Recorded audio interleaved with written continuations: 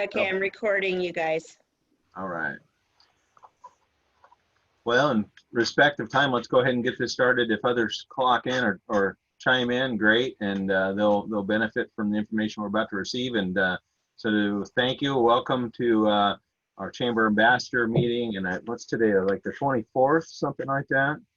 That sound right? Yep. Yeah. July 24th. And a bunch of smiling faces there. Happy to see everybody, and hope you all had a great week and gonna have a good weekend. So we've got any fun facts, anything that we want to share real quick, anything, you know, encouraging, positive, or uplifting that anybody wants to share real quick. Well, a fun fact, if we were in Utah, it's a holiday today. Oh. Yes, it's Pioneer Day. Oh. Oh, what does that mean? The day the pioneers came to Salt Lake City. Was that Joseph? Oh, The state Was that Joseph? state Joseph holiday. Smith? Is that? Oh, Brigham Young. Brigham Young. Oh, okay. Yeah, that's who. Okay. Oh, good. Good. Any other positive, uplifting things? Anything exciting for the times? Yay for not being in Portland Or Seattle. or Chicago. Yay for not having Portland leaders. I was watching some news last night. You're right, Jed. That Portland, and however many days it's been going on, they're very persistent. That's for sure. Good, bad, or otherwise will be determined. But yeah, Jim, how's the coffee roasting going this morning? No coffee roasting this morning, just drinking it. The best part. As soon as we're done here, I'm gonna get some work clothes on and start ripping and tearing one of my outside walls. Excellent, excellent, excellent. Well, looks like that's good. Good for the order. Why don't we go ahead and introduce Rian Martinsen from BBSI, somebody we all know and love, and she's going to share some tips, tricks, and new news, things to help out. So, take it away, Rian. Cool. Thank you, Richard. There is so much, I could talk about, but what I thought I would present is what we're seeing the most from our clients, some of the questions that they're asking, because there's a lot, and it's such a crazy time, and staying up on everything is a full-time job in and of itself. For example, face masks. We get asked often, what if I have an employee who doesn't want to wear a face mask? And what if we have clients or customers who don't want to wear face masks? Well, because it is a requirement and we're protecting public safety, you can send your employees home for it, because it is a requirement. If you have customers who don't want to wear masks, you can offer a mask, and if they still refuse to wear one, you can refuse business. We're trying to protect one another. We're trying to, protect everybody. One thing that we can do if we're a customer-facing entity is have somebody greet customers as they come to the door, and politely ask them. We're seeing a lot of tourists coming in that don't have masks, and some of them just aren't wearing them. So it's just be polite, have that reminder, and have an option for them to wear a mask, to provide for them. And if not, you can refuse business. We are seeing, people with legitimate reasons for not wearing a mask.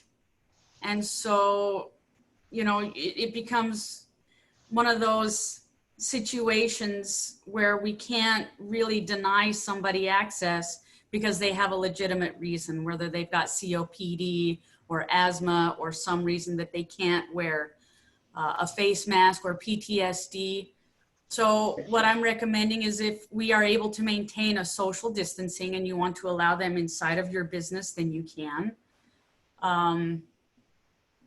But it's per basis that we've got to measure that out and make sure that we can at least try to maintain some social distancing for them, that we aren't excluding them based on a medical reason, because due to their medical reason, they are a protected class under the ADA. So just keep that in mind. Along with the ADA, should we have an exposure within our business or a potential exposure, we cannot name that person. Both the ADA and HIPAA protects the employee from being named specifically. So if there is an exposure within our business, first we need to contact Lincoln County Health so that they can report it and also help us to get testing. All of our employees need tested. The exposures we have to rate. Was somebody within 6 feet for longer than 15 minutes, then they have potentially been exposed and they would need to be tested as well. And again, because it's hard to just get into your doctor, Lincoln County Health can help facilitate quicker or expedite testing, because we want to make sure that we have contact tracing within our business unit and with any clients or customers, family members, the periphery that we've been exposed to. So that's an important step, is having Lincoln County Health. Mask issues. It's important to communicate that there are certain steps that we need to take for our own health with masks. And one is educating people that when they wear their mask, it should cover the nose and the mouth. Masks that are made out of cloth should be washed on a regular basis. So it's good to have a couple of them so that we can rotate them in and out of the laundry. Those disposable masks are not meant for long-term wear. They are not. So they do need to be disposed of on a regular basis and a new one worn. Whenever handling the mask, make sure that we're informing our employees that you must wash your hands first, wash or sanitize. Because if you touch a surface with any contaminant on it and you touch your face mask, that contaminant is now on the face mask. And where's the face mask? So we want to make sure that our hands are washed before handling the face masks. And when you take your face mask off, I love these. I'm a big fan of this because I'm not going to set it on any surface. Because when you take your face mask off and put it on a surface, you're going to pick up any contaminants that are on the surface. And it's also important not to lay your face mask face down, because most definitely whatever's on that surface is now on the breathable surface of your face mask. Something else that happens when we wear our face masks is it changes our behavior with our breathing. And we can go, there's two different sides that we can go on. It can cause us to actually reduce our amount of respiration. So we slow down our breathing and we're not breathing as deeply. And what that can cause is a buildup of CO2 and we're not getting enough oxygen. So some of the things that can happen is lethargy, tired, drowsiness, confusion, numbness or tingling of the nose, the lips, or the fingers. So on the opposite side, because we've got something covering our face, we might feel claustrophobic and start breathing more rapidly, right? So we're hyperventilating and we're getting too much oxygen and we're breathing off too much of our CO2. Again, this can cause confusion and some lethargy, lightheadedness, dizziness. So whenever we feel off on either way or the other, we need to practice some deep breathing. And the best thing to do is to do these breaths before we put our mask on every time, right after we put our face mask on, and take breaks throughout the day. And what we call them is relaxing breaths. And we want to take 5 relaxing breaths of inhaling for 4 seconds, hold it for 2, and exhale for 6. So what we're helping to do is maintain the volume within our lungs, and we're teaching our body and our mind to get into a routine of taking regular breaths.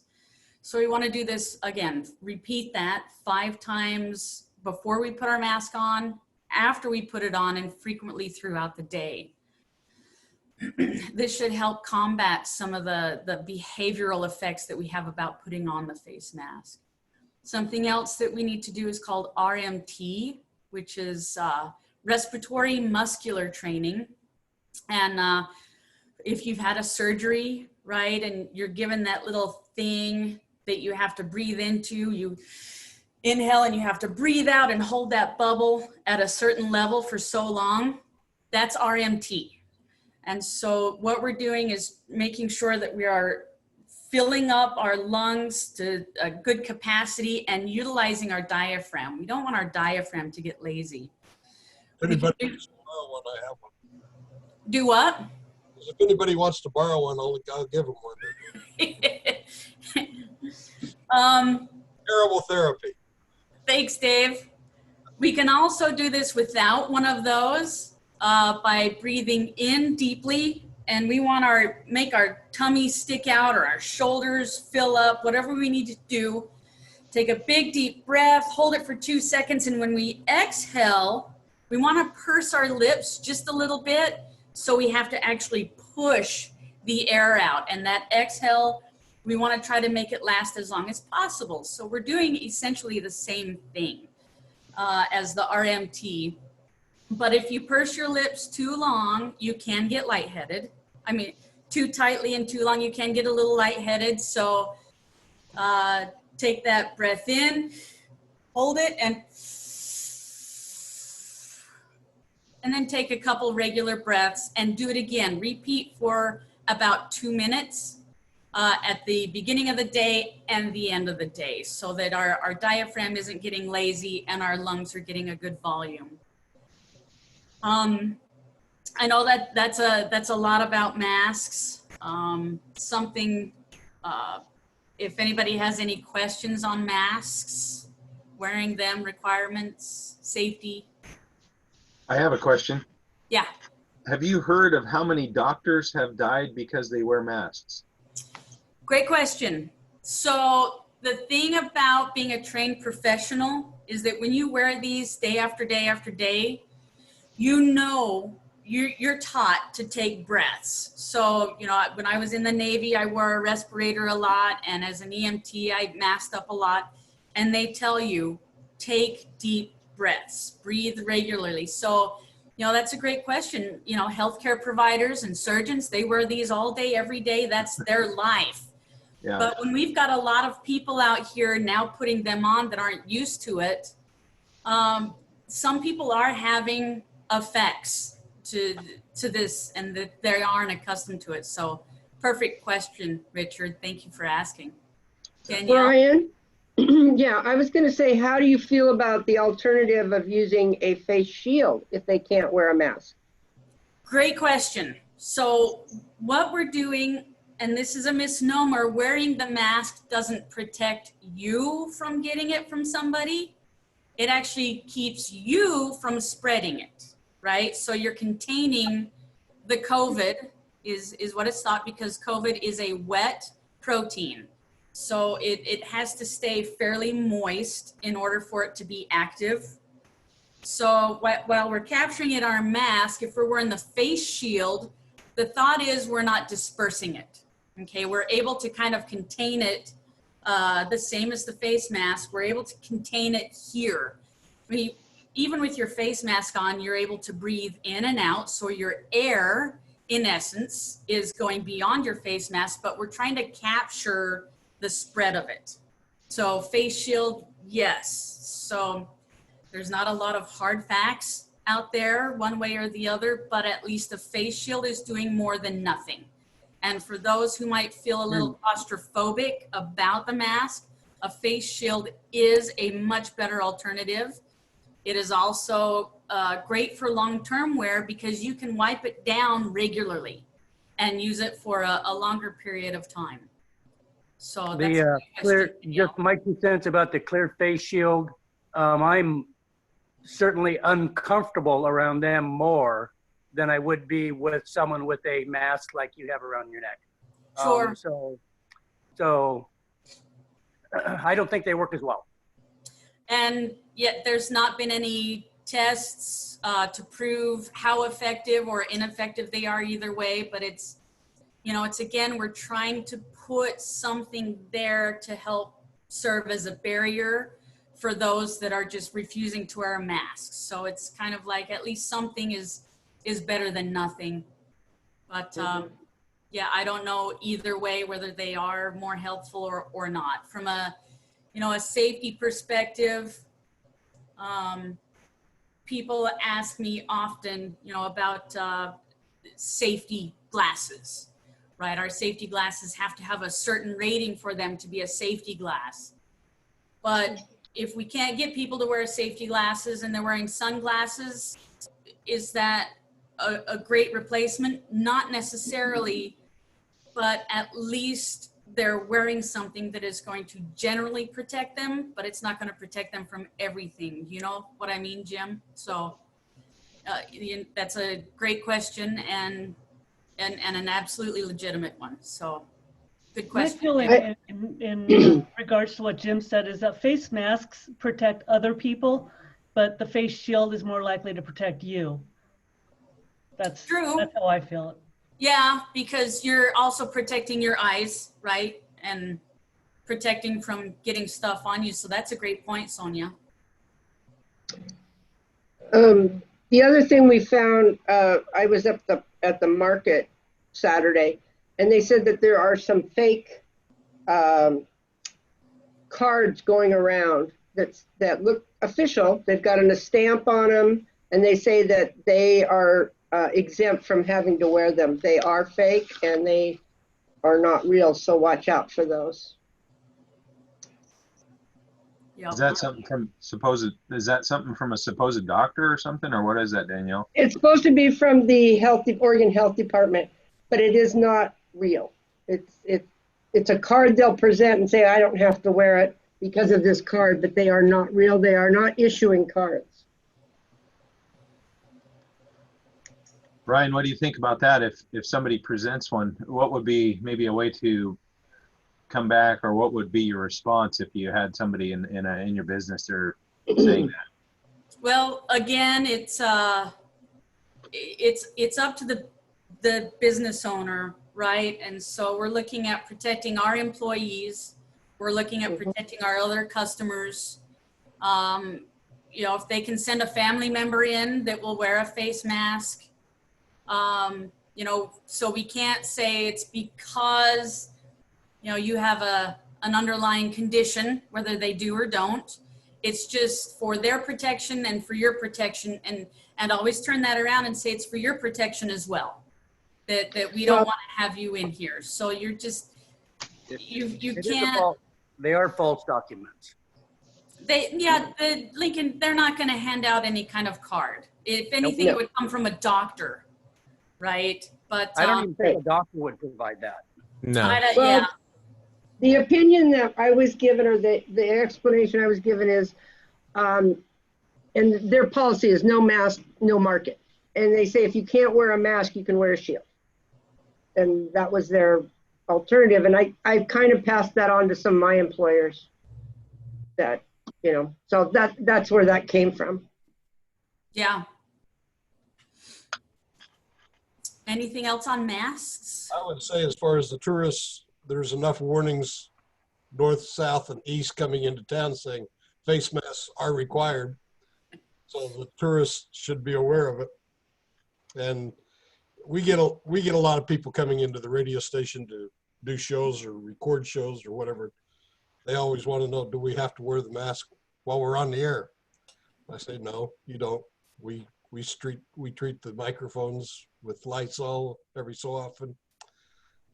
After exchanges, we wipe down the desks and things that the microphones are on. But masks kind of muffle what they're trying to say. So it makes it difficult. Mm-hmm. And I haven't seen many reporters out there except the stupid ones trying to cover the protests in Portland wearing masks. And they're probably doing it because they're getting tear gassed as much as anything else. I drove down the Bayfront, I think it was Monday afternoon, and there was a lot of people on the bayfront, and there were quite a few people that did not have masks on. I was really surprised. Bayfront. I mean, a lot did. Yeah. And I would say that less than half of them were wearing masks. Wow. There is a current lawsuit against the governor right now, so be aware of that, about wearing masks. It was just filed saying she doesn't have the authority without the legislature declaring it. So Governor Brown cannot command anything without the legislature approving it after so many days. So there is a lawsuit that's been filed. Well, there certainly is that, Dave, but when it comes to employers, the governor's got a pretty easy fist to use, and that's Oregon OHA. And as Ryan knows, that I think that's where the governor's leaning is towards employers. And Oregon OSHA has, and Ryan knows, it's called the General Duty Clause. And the General Duty Clause basically means that if there's no rule, there's a rule. So you know, for employers, you know, the city of Newport certainly been talking about that, and you know, for employers, you know, be careful, do what you can. Absolutely. That's a great segue, Jim, because I wanted to talk about OSHA, OHA, and CCB are all out in force, and they are hitting people left and right. The fines aren't big, from what I understand. Most of the citations are small, just trying to make a point. And that general duty clause more or less states that you must provide a safe and healthful workplace for your employees. And I call that the umbrella. That's the catch-all. And if they can't find a specific regulation to cite you under, it goes under that the general duty clause as failing to provide a safe and healthful workplace.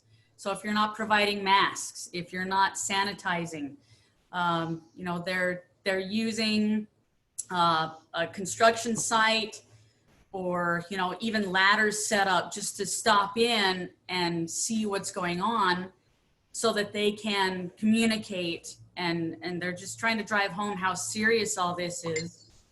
And, you know, even though it seems like a hindrance, right? OSHA's the bad guy, OHA are the bad people, and so are the CCB.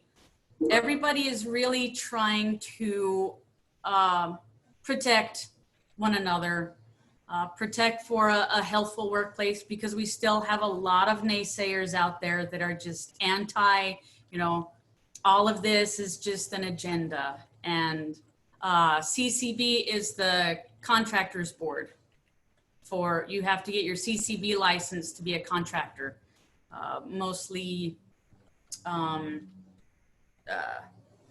mine just went blank. Doing construction. You have to have your CCB license. Good question, Richard. Sorry, I hate to talk in synonyms. I mean, antonym. What is it? Monday? Anyway, so yeah, so they're all just out trying to make sure that we're providing a safe and healthful workplace. And like I said, the folks that I'm talking to are seeing an increase in OSHA, the CCB and OHA stopping by, and a lot of them are giving warnings or really small citations just to drive a point home. They're not trying to break the bank, because we don't have a lot of revenue happening right now, and they're understanding of that. So they are just out trying to make sure that we are trying to take care of our employees and ourselves and one another. And in that, I tried to get some information from our claims department, but you know, we've got a reduction in workforce, and we are still seeing an uptake in injuries in the workplace. It's just, we're probably running around 60% right now of our general employees throughout Oregon And we're seeing the same, if not a slight increase in injuries. So we've got less people working, but we're seeing the same amount and a little bit of an increase of injuries. And so things that we can attribute this to is after coming back from layoffs, we're putting people back to work. We want to get production going, and we're not giving a safety indoctrination, and we're not keeping safety forefront. Also, because a lot of people, supervisors and leaders, may be working from home and we're social distancing, there isn't constant eyes on the workforce to make sure that everybody is staying safe. You know, Jim, you can chime in on this as well, but it's, you know, we're kind of losing some ground there on maintaining safety as a culture because we're just kind of focusing so much on COVID and so much on trying to get back on revenue and generating revenue that unfortunately some things are slipping through the cracks. And, you know, having been in safety myself, and I've talked to a lot of other businesses, a lot of safety managers and safety leaders have been the first to be laid off or have been furloughed and laid off throughout this as overhead employees. And it's frustrating to see that happen. But basically, we just kind of got the message out through department heads that, you know, just take more time if you can. And as far as the city, we haven't seen any really big change whatsoever. I don't know that there's been an uptick or not, but we certainly have asked folks just to slow down. In some cases, that's certainly not possible. But yeah, and I think our public works employees really are just more focused on slow down, go home at the end of the day. So yeah. And that's the ideal culture to have. That's the perfect one. Slow down. We don't go to work to get hurt. We go to work to earn our livelihood so that we can enjoy ourselves, not to end up in a hospital or an ambulance or getting hurt. So just keep an eye on making sure that we're communicating safety and keeping that culture. Hurry up can get you hurt, for sure. Along with injuries, something that we're seeing an uptake in is injuries from people working at home. So when we are working in an office, we've got an office setting that is comfortable. We've got the proper chairs to sit in, a desk, we've got ergonomic keyboards, we've got, you know, the mouse that we use. But when we start working from home, what we're seeing is people sitting on the couch and on the recliner and at the kitchen table, and they're not sitting in the right chairs. They're not maintaining good posture. They're not getting up and moving around as much. And so we're seeing an increase in ergonomic injuries of wrist pain, shoulder pain, back pain. And so even though, interestingly enough, 41% of those working from home saying they are more productive and that they are getting much more work done, but that almost completely corroborates with the amount of increase of ergonomic issues that we're seeing as well. Working from home is a great alternative. And in that is a segue for our PPP. So if we got our PPP loan, part of that is that we're trying to bring back our workforce to what it was previously to getting our PPP loans. So if we are unable to have a workplace where we're able to put everybody back to work, working from home becomes a great alternative, that we can have them on that payroll, and wherever we are able to do that, it's good to do. But we need to make sure that we're supporting those employees in maintaining ergonomic workspaces. And that, you know, that also becomes something that as we're having our employees come back to work, they don't want to, because some of the things that we're seeing is they're afraid to come back to the office. They don't want to risk exposure, Or number two, childcare, right? They have to watch their kids. Can we then work them from home? This should always be a question. You know, I know we think we need to supervise our employees 24/7, 365. But a lot of times if we are able to allow them to work from home, we're seeing that increase in productivity, right? We're also increasing morale because they're happier to work from home. They're happy because they can be with their kids and make sure that their kids are safe, because they don't want to just send their kids anywhere. We don't have daycare. We don't have school right now. And we're protecting them from any kind of exposure. So in that that line of thinking, you know, we're able to put our employees back to work. We're able to help satisfy some of the requirements for our PPP loan for getting our employees back on payroll. We're increasing morale. And something else that we might consider is, even when things get back to normal, we're probably going to see a lot more people working remotely, because that's less overhead that we have in our office. For some people who are strictly offices, we can have our employees work from home. They can cut down on their childcare. They're more productive. They're happier, and we can cut down as an employer on overhead costs in having them in the office every day. So it's that out of the box thinking I think we're going to see more of post-COVID.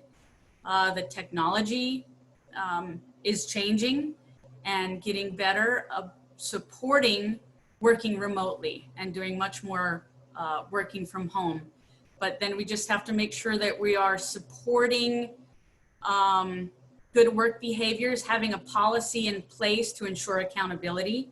And it's a telework or remote working policy that we have in place that ensures accountability, that we make sure that they are working at the level that they should be, and that they are responsible for maintaining their level of workload. But at the same time, they are also responsible for working at home safely as well, maintaining good ergonomics, stretching, getting up, moving around, doing stretches if they need to. And not having any kind of injuries. And that telework policy will help protect us and the employee to ensure that accountability and providing for that safe and healthful workplace, even though they're not within arm's reach all the time. So into that, to finish off, into the PPP, remember, we went from an 8-week forgiveness to now a 24-week. Can we still use the 8-week? Can we use the 24?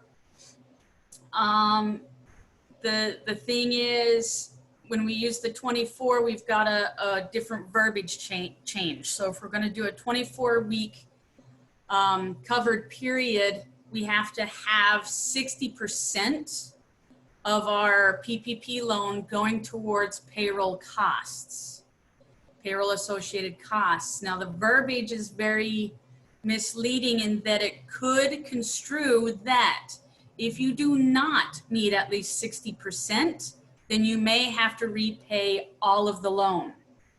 So what I'm advising is, as much as possible, if you can, use your PPP loan strictly for payroll costs, all the better, because we want to try to make sure that we are going to maximize the forgiveness on that PPP loan. We don't know what the future holds. We don't know what the next round of legislation, you know, we've got 24-week coverage. Who knows what's going to change in that covered time? So if we can maximize the forgiveness, use as much as we can, use that PPP loan in a separate bank account, just to cover payroll costs, we've got trackability on that. We know where the money is going. We are able to, when the period is over, we're able to say, you know, we kept our money right here and here's what we've used it for, just payroll costs, cool, forgiveness, right? We want to maximize that as much as possible. Also, for those who haven't applied for a PPP loan yet, even if you don't think you'll need it, I would recommend applying. We now have until August 8th to apply. We don't know what the future is going to hold. So, and there is still funds available. And I would recommend at least applying for that because who knows how this is going to go. There's no light at the end of the tunnel right now. And it's a very nervous time. I read an article. Oh, I'm sorry. Have you heard when they're going to make the decision on whether the C6s are approved to apply? I haven't heard. I was looking it up the other day, just trying to find something out. And I know. I've been watching it like crazy too, because we haven't been eligible to apply. And that's so frustrating and so unfortunate. Yeah, the HEROES Act, which is a 1,100-page document. You know, they keep trying to push this through again and again. The thing that worries me about that, it's probably tied up somewhere in there, but that's a really big document. And I think that there's a lot of other things that are trying to be pushed through, that some of these essential things that we need aren't going to be pushed through because too much is trying to go through a very small opening. So I hope it changes. My fingers are crossed. I read an article recently, and kind of frustrating and scary, that 1/3 of businesses are not going to recover from this. So if we think of that 1/3, that's not bad, but that's 33%. And so that is a lot. That's a lot of business owners. That's a lot of people permanently out of work. That's a lot of opportunity and small mom and pops that won't be coming back. So, you know, there are some tough conversations happening. When do you throw in the towel? And I don't know when is a good time to throw in the towel. You can always try to start up later and throw in the towel now, or, you know, try to stay in there and run up more debt. I don't know. I mean, Richard, you know, Everybody's situation's a little different. Yeah. Yeah, everybody's a little different. Nobody has a crystal ball, and you know, it's case by case. What is the best? What is in your best interests? What are your priorities? What are your goals? You know, we don't want to be taken from our 401ks and depleting those funds, right? To just try to keep a candle lit. You know, I've been a business owner and I've had to scramble in times, but you know, you talk to your financial advisors, sit down, sharpen your pencil, get out that calculator, and try to plot a course. That's the best thing you can do. I don't have a financial advisor. What's your recommendation? Richard. Richard, you know, I'll be happy to sit down and talk to you, to look at things. You know, I'm always here to help. I don't have all the answers, but I can help bounce around ideas, thoughts. I'm here. I'm here for the chamber. I'm here for all of us.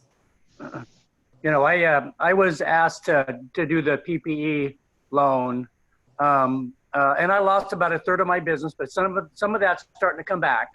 But I'm in the black, and I've been in the black for over a year now. So at this particular point in time, I don't plan on applying at all. And the other, I guess, disadvantage or advantage is I don't take a paycheck. So all my money just stays in the business. And it's not a lot, but I'm in the black, and I'm just tickled the heck out of that. So that's fantastic. I mean, that's a good place to be. And as long as you can maintain that and maintain where you are, then, you know, you're maintaining, and that's the best that we could do right now, because a lot of businesses are not staying in the black right now. So running in the black, way to go. Yeah, good job, Jim. Yeah, absolutely. So, Yeah, I have one I- comment. You were talking about the folks out there coming by, you know, OHA or the OSHA. The other day, Tuesday evening, I was on the Bayfront and we went to a place down there and ordered a pizza. But I saw the Coast Guard, two folks from the Coast Guard with armed people basically, and watching boats, and like they were almost like they were in pursuit of a particular boat. Does anybody know about that? I mean, they were ready. They had like a clipboard in hand. They had guns and stuff on their hips, and it was different. And it was like a government van. But does that ring a bell with anybody, or what that might be? My 2 cents is the Coast Guard usually always has a weapon if they're going to board a boat. Whether it's just a pleasure craft or a commercial. But I do believe that's their practice. If they're thinking of boarding a boat, they got a firearm. Interesting. I was going to say that, so I've been reading a lot on tourism because we're such a tourist community, and all of our business really rely on those tourists coming in. And it's been really discouraging because on one part, they're saying that tourism is what is going to save the economy in the United States and overseas. But then I know Travel Oregon, they laid a whole bunch of people off. And then I just found out that Travel Portland just laid a whole bunch of people off. So it's kind of like, how's this tourism thing going to work if, getting people to travel different places with all of these important companies are laying people off. So it kind of like makes me wonder, how is that going to work? So Big thing that I'm seeing is, like stocks and adding companies with people's 401ks or portfolios is, they're avoiding those tourists, those airlines, those airplanes, those industrial type companies, and they are really lagging. And so I don't know if that is going to be what saves it, other than just general purchasing. And, like we had the little bump up in, the market and things are rebound, that it was more about tech, consumer staples, consumer discretionary, those things but not necessarily, we have some folks that have added airlines, or they've added, tourists or cruise lines, things like that, because they see such the dip, but they're not recovering. So I'm not sure that is the answer. No, until there is a treatment, tourism can't be encouraged. You can't encourage people to move around in a pandemic. Despite what our leader says. Yeah. You're certainly right about encouraging, travel, but you hear and see that oxymoron all the time, particularly on the news. And one day they promote something and the next day they don't. And the mixed messages is surprising. Yeah. Richard, I was reading something recently and I didn't get to finish it, but there's some changes to 401k right now. Is it just during COVID, or is it? It really is for this year. Yeah, the CARES Act covered quite a few things that you could do. So if you have 401k, you could take out without penalty. You still would pay the income taxes on the distribution. If you're in the required minimum distribution track, or R&D, that changed in a couple aspects. That it was 70 and a half was always the age. If you attain that age this year or after, then now it is 72. And then this year you don't have to take a distribution, again, if you're in that track, which just means you don't have the extra income tax applied or that distribution, so you can leave that in place. One of the other things about the CARES Act is if you receive or inherit a non-spouse retirement account, you have 10 years to spell that out. So that's a change. So effectively, they've extended one aspect but shortened another. So they're trying to get more tax money that way. So that promotes, more distribution, more pre-tax income to be taxed. So yeah, there are a lot of changes in that regard. And there are a lot of folks that are doing Roth conversions, and in spite of all the things, because what does a $26 trillion debt look like? It looks like more income taxes for folks down the road. And so we're doing that and seeing CPAs agree or suggest that let's do Roth conversions if it doesn't put you into that next tax bracket. So then you can create tax-free growth plus the contributions being tax-free as long as they've been in for 5 years and you're 59 and a half. So there's some real benefits, but lots of changes. Great question. Wow. Cool. Thank you. That's all I've got. Great job, Ryan. Yeah, Thank that's you, wonderful. Ryan. Yeah, and I either knew or forgot about your Navy, and thank you for your service. And being an AMT, obviously you are an expert in your what you do, and so we're so happy you're in our community and part of our ambassador group and a great partner here. So excellent job. Thank you. Thank you, Ryan. That was great. Yep. Thank you. Couple other things that me and Jeanette have been working on. We're trying to get, and we formulated that email to send out to everybody. There's a couple things we're working on as far as the group as a whole, and hopefully here in the next short period of time we'll have an understanding of what an ambassador alumni looks like. And we've got several things going out about what that may be. Is it somebody that maybe doesn't participate but still wants to be involved or engaged? Is it somebody that maybe participates half-time or those kinds of things? So we're working on that. We're trying to encourage more participation, and we did send that out. And I did get half a dozen folks reply back with, some comments or some positive feedback and some negative. We're looking at potentially changing the times when we will have the meeting, in lieu of, or during COVID. So that's something that we're entertaining. We're also talking about reducing the frequency and potentially going down to mid-month and end of month. So, second and fourth week of the months, and so we're looking for ideas. And if you have any time to give a little bit of feedback to Jeanette or myself, we would surely, we're encouraging that. So please do think about that. And if there's some way to help get some of the folks connected, that's another thing. And maybe we'll rely on, Jed or some of the other folks that may be, inclined to do that, and just meaning a little bit more, have been able to adapt sooner, earlier, or understand, or can help others adapt or connect.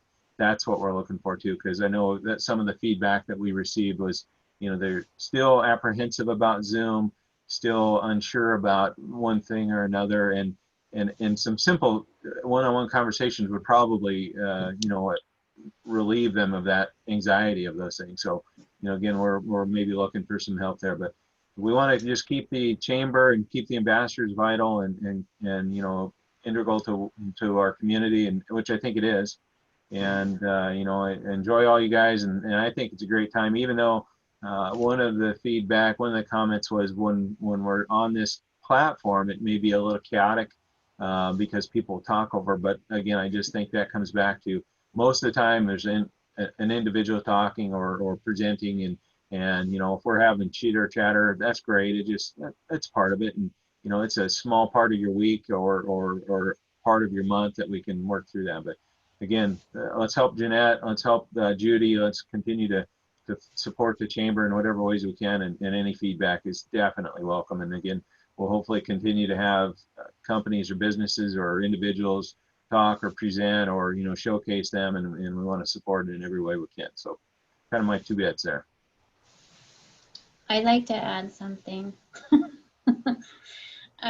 So in that email that Richard sent out was an invitation. I do think, and maybe I'm wrong, but I really do think that people are probably missing the in-person, and the non-touch, I think, is probably wearing on some people.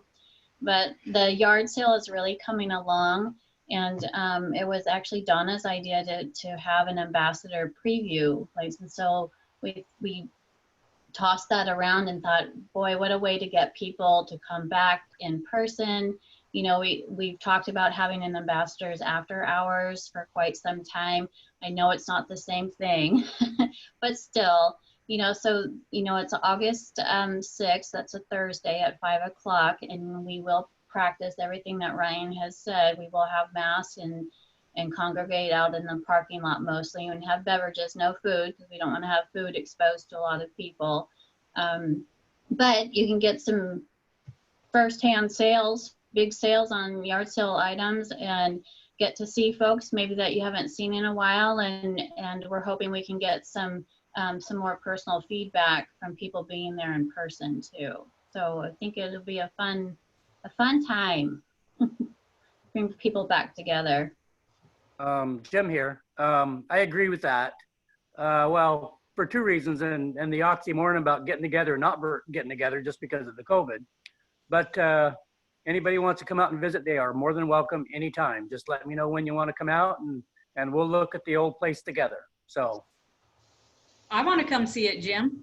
Me too. I've been wanting to forever. So, and by the way, Jeanette and Judy, I'm on the docket for October, so I'm thinking that's been canceled. But if you wanted to do a small thing in time slots, if that's something that would meet the chamber's criteria, I'm open. So He's slotted for business after hours, Judy. Oh, excellent. Oh, right. So, and if not, I get it. So no, I think we're gonna continue on with our business after hours, probably back again in September. So as far as being in person, I don't know how that would work, but we'll be in touch with you and work something out. yeah, whatever works out is fine by me. Sounds good. Jeanette, Yeah. are you accepting items now for the garage sale? We are. We have a list. So basically no big appliances, no clothing, no bedding. Everything should be in good condition, clean. Ryan, what else? We're limiting it to one personal vehicle load. We just don't want the chamber to become the dumping ground for people where we're gonna have to get rid of their stuff for them, So Do we is have, that helpful as far as items? I just wondered if you were taking them in now. Just a reminder, the chamber office hours. So our hours that were open to the public are 10 to 2. Chamber staff is there from 9 o'clock in the morning, and then some of them leave at 3, and I'm there till 4 or after, depending on if I have Zoom meetings. Sometimes I come home to do my Zoom meetings because my internet connection is much better at home than it is at the office. So sometimes if I'm gone early, it could be because of that, those kind of things. So. And what days is the chamber? Danielle, to more Yes. directly answer your question is, I'm asking folks to deliver and with a scheduled delivery time in those hours that Judy just stated, the week of August 3rd, so that we, staff are there and we don't have overlap and that kind of stuff. Perfect. So if you just let me know, when, that would be great. Okay, Jeanette. Judy, are you there 5 days a week, I think is what Jim was asking? Yes, I am. The rest of the staff, they do not work on Mondays. They're on a 4-day work week with short hours. Okay. And has the garage sale committee, do they have a contingency plan on the leftovers? Yes, a little bit. I was supposed to go to Restore this week. I didn't make it over. So today I will go to the Restore, and I wanted to check with them to see if they wanted to come see what we had. They're only doing curbside pickup or pickup from outdoors. So I thought we would give them first dibs if there's anything that they can come pick up and help alleviate the leftovers. That way we know it's being donated, and that's something that we don't have to worry about lifting, carrying, moving around ourselves. Perfect. Well, anything else for the good of the order, seeing that it's 9 o'clock and some folks got to jump off? Just to let everybody know, Gibson Farms blueberry picking is opening up today Oh, nice. over in I saw Siletz. that. Nice. I'm actually planning on doing that tomorrow. If you want an activity to go outside, because it's fairly easy to social distance while picking blueberries.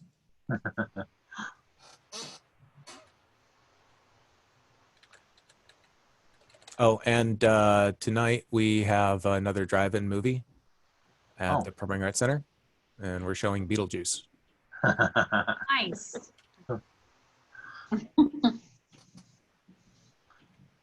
All right. Well, I need to hop off. Thank you, everyone, for attending, and another great week, great program. Thanks again, Ryan, and just good information. Let's get the word out, try to get people connected, and have get through this thing together. So appreciate everybody. See you for now. Thanks, Richard. Thank you. Ew. Bye. Bye. See ya. Hey, Jeanette. Oh.